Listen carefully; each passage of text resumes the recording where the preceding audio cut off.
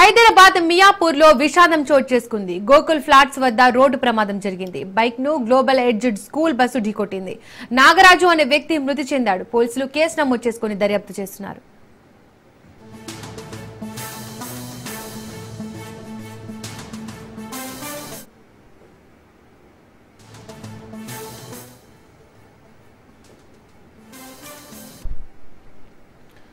హైదరాబాద్ మియాపూర్ లో విషాదం చోటు చేసుకుంది. గోకుల్ ఫ్లాట్స్ వద్ద రోడ్డు ప్రమాదం జరిగింది. బైక్ ను గ్లోబల్ ఎడ్జ్ స్కూల్ బస్సు ఢీకొట్టింది. నాగరాజు అనే వ్యక్తి మృతి చెందాడు. పోలీసులు కేసు నమోదు చేసుకుని దర్యాప్తు చేస్తున్నారు.